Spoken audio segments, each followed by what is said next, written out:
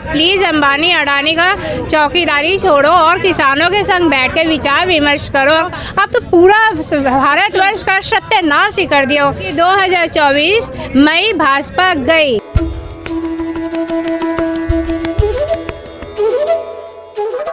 हमारे साथ हैं नीलम, और नीलम आई हैं बंगाल से, और क्या ऐसी चीज़ है जो इनको यहाँ खींच लाई इस आंदोलन में गाज़ीपुर बॉर्डर पे? हम नीलम, आप यहाँ पे क्यों आए? जैसे कि आपको सभी को पता है कि हमारे मोदी सरकार हमारे जो मोदी सरकार है बेहद ही तानाशाह सरकार बन चुके हैं। एक किस्सा है कि जब हिटलर का अपने दरबारियों के संग जब बैठा था तो उन्होंने एक मुर्गा मंगवाया था, तो उन्होंने मुर्गे के सारे पंख को नोच दिए, फिर उस मुर्गे को दाना दे दिए चुगने के लिए। जब मुर्गा को दाना चुगने के लिए दे दिए तो मुर्गा चुपचाप हिटलर के पाँव के पास आ गया। मेरा कहने का मतलब ये है कि जो मोदी सरकार है जनता का खून निचोड़ रही है ताकि जनता उनके हाँ में हाँ ही मिलाए।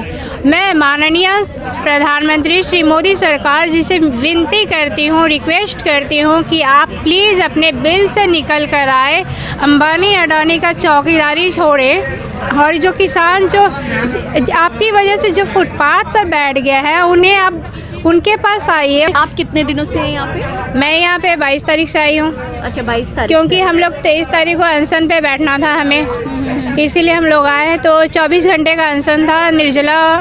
हालांकि वो पानी भी हम लोग को उपलब्ध करवा रहे थे, लेकिन हम लोगों ने मना किया। किसानों के लिए हम लोग अनशन भी किया, फिर उसके बाद हम लोग यहाँ बस में ये बंगाल का किसान क्या साथ है? बंगाल है, हर कोई है, हर भारतवासी। सरकार तो कह रही है सिर्फ ये हरियाणा और पंजाब का किसान है। अपनी सत्ता को बचाने के लिए कुछ भी बोल सकते हैं, कुछ भी ड्रामा कर सकते हैं। जैसे कि फ़िलहाल में मजदूर की मैं बात कर रही हूँ कि मोदी सरकार के पास इतने पैसे थे कि बाहर के रिच जो बच्चे थे, फॉरेनर मतलब फॉरेन में जो पढ़ते थे रिच के बच्चों को, उनको फ्री में प्लेनों से लाए। लेकिन मजदूर को जब लाना था तो उन्होंने छोड़ दिया पैदल मार्च करने के लिए। इनमें से कुछ महिलाएं मजदूर प्रेग्नेंट अवस्था में बीच रास्ते में मारी गई, मजदूर रेलवे से कट के मर गए। आप प्लीज़ अंबानी अडानी का चौकीदारी छोड़ो और किसानों के संग बैठ के विचार विमर्श करो और काले कानून को रद्द करो, अदरवाइज कल आप ही रोगे, क्योंकि 2024 मई भाजपा गई। और वैसे मैं सम्मान करती हूँ प्रधानमंत्री जी की, लेकिन आप जो आपका जो विचारधारा है ना कि सिर्फ रिच के सपोर्ट में रहोगे तो ये नहीं चलेगा मोदी जी, कभी नहीं चलेगा, क्योंकि हम ही लोग नहीं चलने देंगे। आप तो बेशर्मों की तरह रोटियां तोड़ते हो, लेकिन किसान पिताश्री अपने खेतों में मजदूरी करके पूरे भारतवासी को रोटी खिलाते हैं, लेकिन अपने जवान बेटों को बॉर्डर पर छोड़ देते हैं शहीद होने के लिए। तो ये कहाँ का अन्याय है मोदी जी? आप किसानों के पीछे क्यों लगे हो?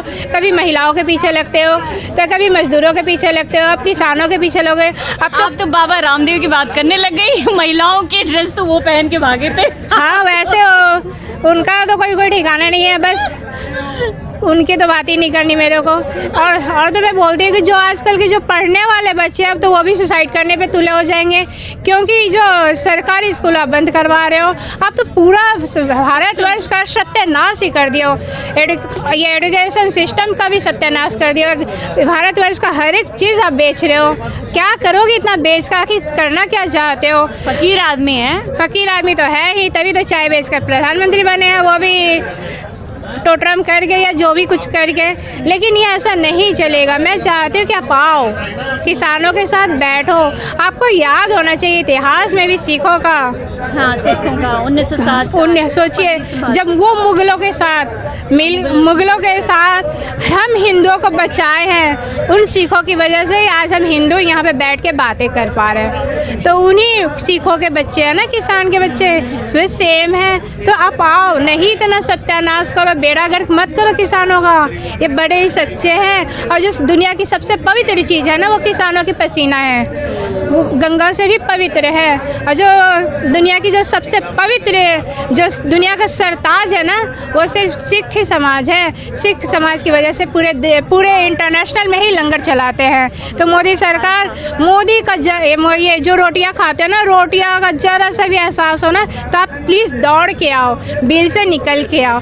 बस मैं मैं इतना ही कहना चाहती हूँ, जय जवान जय किसान, गर्व से कहो हम भारतीय हैं। Thank you. घर से कहो हम भारतीय हैं, बिल्कुल हम भारतीय हैं। और मोदी जी, आशा है कि उनके लोग या वो उन तक ये आवाज़ पहुँचे और उनको भी समझ में आएगा कि ये हरियाणा और पंजाब की बात नहीं है, बल्कि ये कोलकाता यानी पश्चिम बंगाल की भी बात है, जिसको लेकर आजकल वो लोग ज़्यादा ही कुछ एक्टिव हैं, कुछ ज़्यादा ही सक्रिय हैं। नमस्कार।